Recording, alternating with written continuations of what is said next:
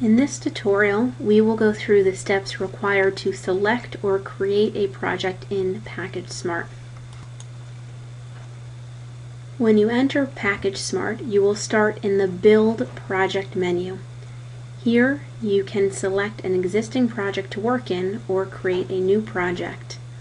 To select an existing project, highlight it in the Projects window on the left, and notice how the project details fill out in the right.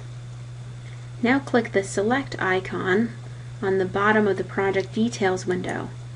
Notice how at the top of the screen the project name now appears.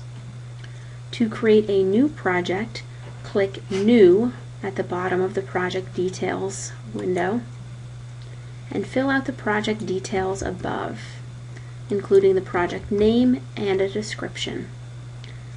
Then select the default impact assessment that you want to use for the project. If the impact assessment method has normalization and/or weighting alternatives, you can select the version you would like.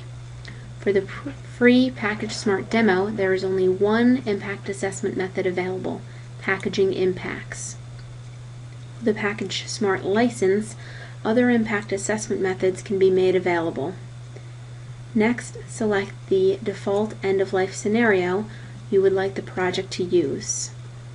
Finally, click if you want to be able to add primary, secondary, and tertiary cube utilization metrics to the project.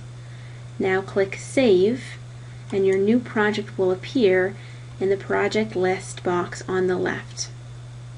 After selecting the project, you can build, analyze, or create reports for your project. This concludes the How to Select or Create a Project tutorial. The next tutorial in this series is User Types. If you have any questions, email support@ourshift.com or dial 802-434-3326 extension 2.